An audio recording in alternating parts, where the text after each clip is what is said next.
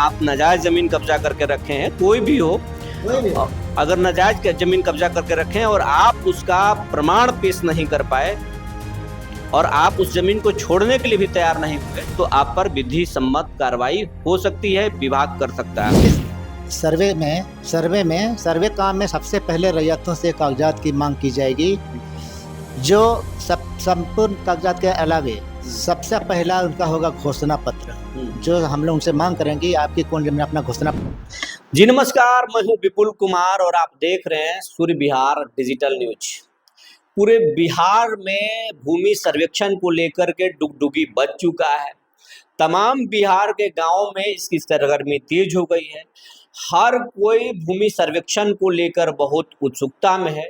वो जानकारी कर रहे हैं कि हमें पेपर क्या क्या चाहिए, कैसे हम अपने भूमि के प्रमाण पर साबित कर पाएंगे कि ये हमारा जमीन है। कई तरह के सवाल किए जा रहे हैं, कब से सर्वेक्षण शुरू होगा, पहले चरण में कौन सी काम होगी। तो ये तमाम चीज़ें सुगबुगाहट जो है पूरे बिहार भर में तेज हो गई है। तो इन तमाम जो सवाल हैं लोगों के, जो हमारे पास भी खबर ब्रेक करने के बाद सबसे पहले सूर्य विहार ही बिहार के दर्शकों को बताया कि 20 अगस्त से जो है वो भूमि सर्वेक्षण शुरू होने जा रहा है और भूमि सर्वेक्षण में किसके हाथ से जमीन चली जाएगी, किनके जमीन हाथ से खिसकने वाली है और किनको फायदा होने वाला, ये हमने ही बताया था। इसके बाद तमाम जो सवाल सूर्य विहार के कमेंट बॉक्स में आ रहे हैं खबर के, उसके साथ साथ फ़ोन पर भी आ रहे हैं, तो हम लगातार जवाब दे रहे हैं। लेकिन हमने सोचा कि अपने दर्शकों को क्यों ना जिला के जो बंदोबस्त पदाधिकारी हैं उनसे ही हम जानकारी ले लें। तो अभी हम इस वक्त बैठे हैं औरंगाबाद के भूमि बंदोबस्त कार्यालय में और हमारे साथ हैं जिला जो है भूमि बंदोबस्त सहायक पदाधिकारी राम पुकार उरांव साहब। आपका बहुत बहुत स्वागत है सर हमारे कार्यक्रम में। शुक्रिया अदा करते हैं।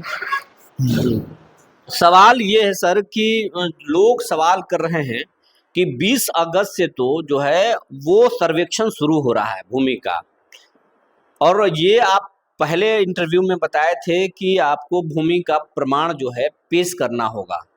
हर मालिक जो है वो भूमि पर खड़े होंगे, उनका फोटो खींचेंगे आप, उनका वीडियो रिकॉर्ड करेंगे आप कि ये ज़मीन उनका है, और उसके बाद आप उनको नोटिस करेंगे, फिर उनको अपने भूमि का प्रमाण साबित करना पड़ेगा।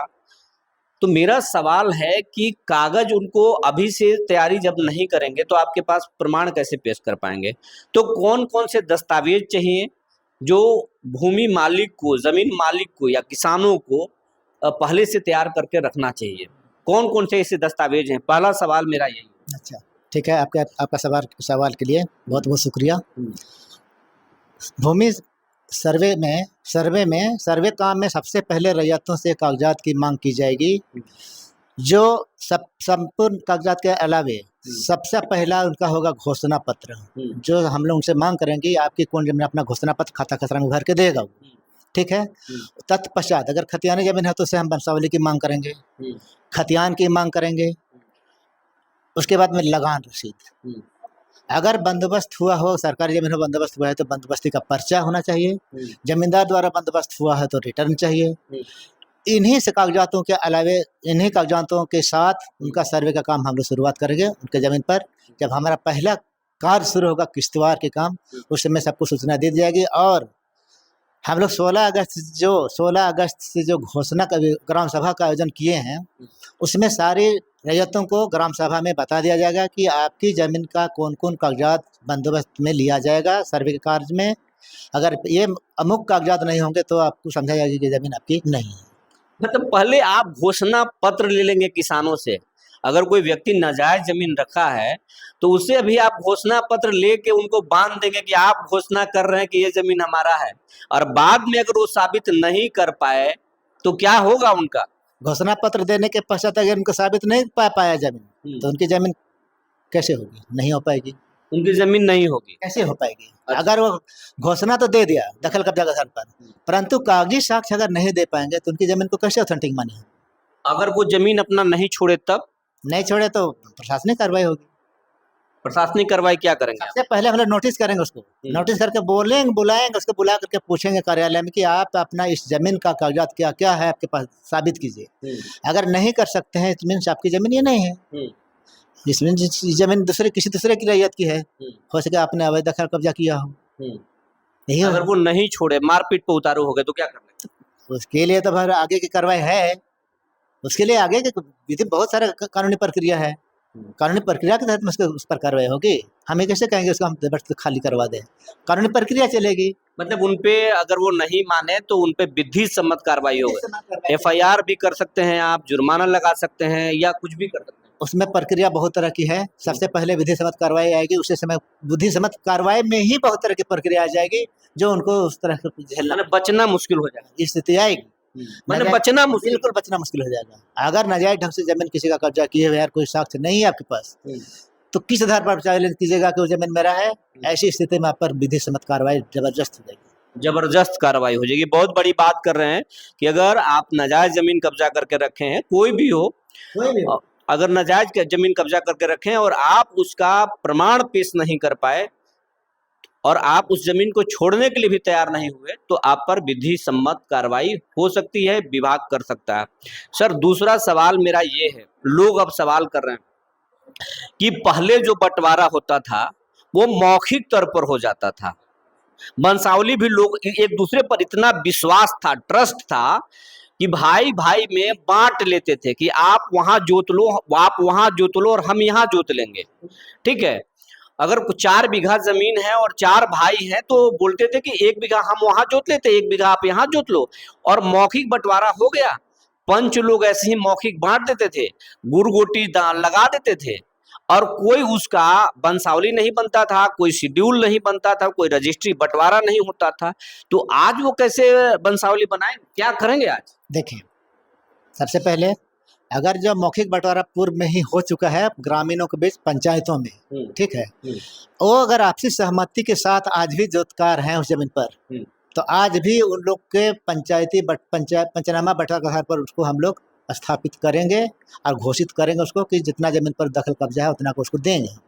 अगर वो पंचनामा ही अगर फर्जी हो और कोई 20 साल पहले का झूठा पंचनामा बनाकर तैयार कर दे कि ये पंचनामा था, तब तो किसी के साथ अन्याय हो जाएगा, तब क्या करेंगे? देखिए, तब आज के समय में हम लोग ग्राम सभा से मुखिया से ग्रामीणों के बीच में वो पंचनामा बनवाएंगे, फिर मैंने नए सिरे से पंचनामा तैयार बनेगा, बिल्कुल नए सिरे से बनेगा। अगर वो फर्जी निकल गया तो समझेंगे कि ये फर्जी है।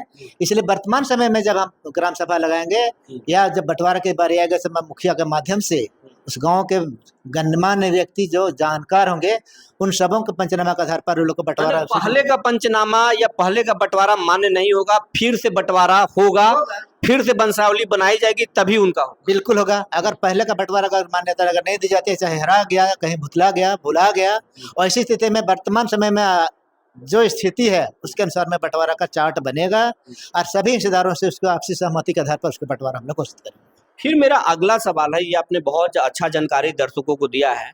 फिर अगला मेरा सवाल है कि बहुत सारे ऐसे लोग हैं जिनके पास खतियान नहीं है और वंशावली भी नहीं है, तो वो खतियान जो है या खतियान से 2 पन्ना फड़ा हुआ है, ऐसे लोग भी बता रहे हैं हमको, तो वो क्या, और रिकॉर्ड रूम से भी नहीं मिल रहा, तो वो क्या करेंगे? देखिए, अगर मान लो खतियान फट गया हो, जमाबंदी तो लगा हुआ होगा, उस खतियान के आधार पर जमाबंदी लगा हुआ, रसीद भी कटता होगा उसके आधार पर।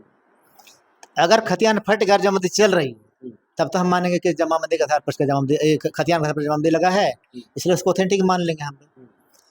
अगर मान लिया जमाबंदी ही नहीं लगा और खतियान भी नहीं है, वैसी स्थिति में तो थोड़ा प्रॉब्लम होगी। ऐसी स्थिति में हम लोग को ग्रामीणों के बीच में आपसी सामंजस्य बनाना पड़ेगा। और ये भी कहा जा रहा है कि आप लोग, हालांकि कहा जा रहा है कि अभी तो बंदोबस्त अधिकारी जो है ना, रामकुपार बाबू या तमाम जो अधिकारी हैं, अभी सब कुछ खोल नहीं रहे पत्ता। ये भी कहा जा रहा है, अब तो आप ही डाउट क्लियर करेंगे, कि लोगों से पूछ रहे हैं, अभी लोगों से पूछ रहे हैं कि आपके पास क्या क्या है, लेकिन सरकार के पास तो सब चीज है।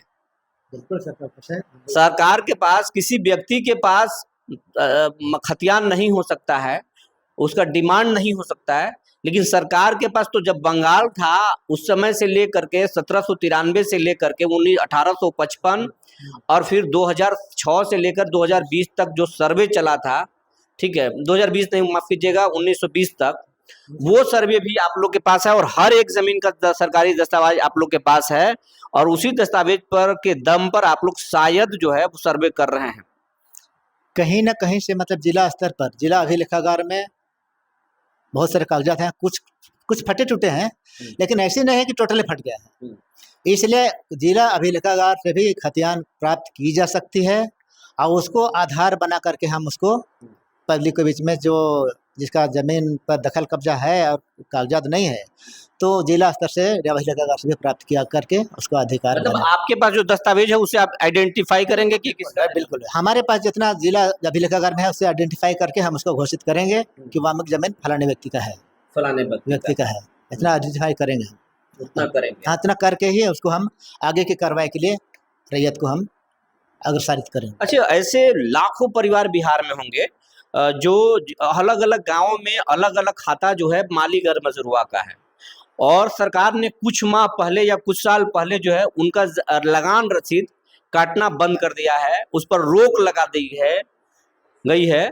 लेकिन पहले उनका लगान रसीद कट रहा था, चाहे वो कर्मचारी की मिली भगत से कट रहा था या उनके पास जेन्युइन रिटर्न था उसके लिए कट रहा था, लेकिन अब उस पर बंद हो गया है। तो जो लोग प्रतिबंधित जो खाता है उसमें अगर जमीन जोत रहे हैं तो आज उनके पास रिटर्न भी नहीं है, तो वो क्या करें?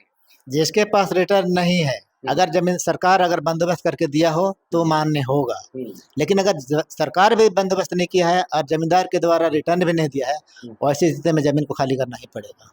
खाली जमीन को खाली करना पड़ेगा, वो सरकार के खाते में ही जाएगी वो जमीन। हम घर बनाए तो घर तोड़ेंगे नहीं, लेकिन वो जमीन मकान रहेगा उनका अवैध दखलकार के रूप में। अवैध दखलकार वो क्लेम नहीं कर सकते हैं। सरकार जब भी कुछ होगा या विवाद होगा तो घर टूट जाएगा। बिल्कुल, सरकार की जरूरत पड़ेगी तो टूटेगी। बड़े बड़े मकान टूट रहे हैं तो टूटने में क्या दिक्कत है?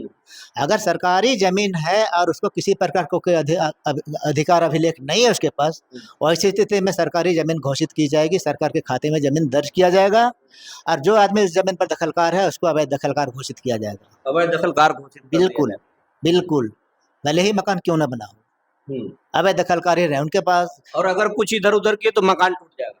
बिल्कुल टूटेगा, उसमें कहीं शक नहीं है। सरकार की जरूरत पड़ेगी जमीन के लिए तो टूटेगा। अवैध रूप से दखलकार है तो टूटने में क्या दिक्कत है? ऐसी स्थिति है, ऐसी नौबत आने की संभावना है। तो जमीन पर जाने के बाद भी पता चल पाएगा कि स्थिति क्या है।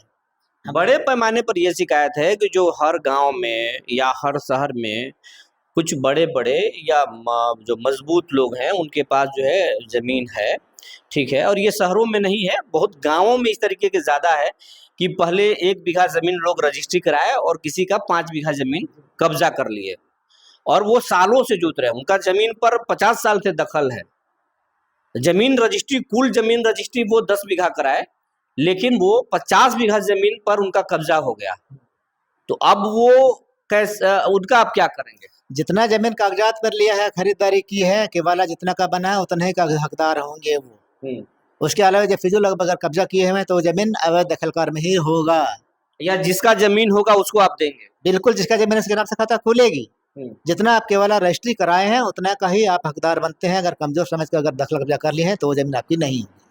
वो जिसका है उसको आप, जिसका है उसी को मिलेगा, उसी को मिलेगा। बिल्कुल, कागजात के मुताबिक। अगर उसका रजिस्ट्री पेपर देखेंगे कि रजिस्ट्री पेपर में डीड में क्या कितना जमीन दर्ज किया है, कितना का केवला खरीद किया है, जितना का खरीद किया है उतना का ही उसको हकदार बनेगा। एक आखिरी सवाल है कि बहुत सारे जो सरकारी जमीन है माली गैर मंजूरवा, पहले आम तौर पर जो है वो किसी का जमीन कोई बेच देता था, सरकारी जमीन तक बिका है, रजिस्ट्री हुआ है, कहीं कहीं तो सरकार के जमीन बेच दिया गया है। आप रांची में देखे होंगे मिलिट्री कैंप का जमीन बेच दिया गया था, उसमें बड़े पैमाने पर जांच हुई थी, बड़े आईएएस लोग भी जेल गए थे उसमें। तो जो इस तरीके से हुई है, जो सरकारी माली गैर मंजूरवा जमीन को बेचा गया है, आम गैर मंजूरवा जमीन को जो बेचा गया है और उसका अब रजिस्ट्री दिखा करके वो अपना कब्जा दिखाएंगे, तो उनका क्या होगा? देखिए, सबसे पहले गैर मंजूरवा जमीन सरकारी जमीन होती है, जिस जमीन के सबसे पहले तो केवाला नहीं होता है। अगर किसी को बंदोबस्त भी होता है तो उसको बेचने का अधिकार नहीं होता है। अगर केवाला हुआ है तो किसके द्वारा केवाला किया गया है? रैयत के द्वारा तो केवाला हो नहीं सकता है। अगर किया होगा जमींदार तो जमींदार केवाला किया होगा तो निबंधित केवाला नहीं, कोई अगर किसान अपने नाम पर कर्मचारी से मिल करके वो रसीद कटवा लिया, उसके आधार पर फिर रजिस्ट्री ऑफिस में अगर रजिस्ट्री कर दिया और किसी तरीके से हो गया सिस्टम के लोचा की वजह से, और अब वो रजिस्ट्री दिखा करके उस जमीन पर कब्जा करेंगे, तो आप क्या कैसे रोकेंगे? उसका जमानदी सबसे पहले जमानदी रद्द होगी। हम उस जमीन पर देखिए वैसे आदमी लोग का सीधे FIR होगी, FIR होगी वैसे लोगों पर जो फ्रॉड के होगी, जेल, बिल्कुल, अब जेल भी जाएंगे, जेल भी जाएंगे। वैसे लोगों को जेल जाना, समझ लीजिए कि सरकारी जमीन पर खिलवाड़ किया है तो उस आदमी को जेल जाना होगा। FIR मतलब सरकारी जमीन पर कोई मालिक गर्मजुर्वा जमीन को कोई बेच दिया है और कोई खरीद लिया है तो उस पर आप FIR दोनों पर FIR होगा, खरीदने बेचने दोनों पर FIR कर दे, बिल्कुल FIR होगी, बिल्कुल FIR होगी। ये बड़ी बात बता रहे थे जिला जो है बंदोबस्त सहायक पदाधिकारी राम पुकार उरांव साहब कि अगर कोई व्यक्ति सरकारी जमीन को, माली गर्मजुर्वा जमीन को गलत तरीके से अगर रसीद कटवाए हों और उसका फिर रजिस्ट्री कर दिए हों तो वैसे लोगों पर FIR तक करेंगे और बहुत सारे कार्रवाई करेंगे और उनको बचना मुश्किल है। और बहुत सारे जो सवाल आ रहे थे लोगों का उसके जवाब ये सर दिए, और ये तमाम सवाल के जवाब आप सुनने के बाद आप एक तरह से समझ गए होंगे कि आपको 20 अगस्त से पहले कौन कौन से कागज तैयार कर लेने हैं और दिमाग में बैठा लेना है कि हमको अब इसके लिए तैयार होना है। अगर आपके पास नाजायज जमीन है तो उसको छोड़ दीजिए, और अगर आपका जमीन कोई दूसरा व्यक्ति जोत रहा है तो आप निश्चिंत हो जाइए, आपका जमीन आपको अब वापस मिलने वाला है। तो आप बने रहिए ऐसे ही खबरों के लिए हमारे चैनल पर। तब तक के लिए धन्यवाद।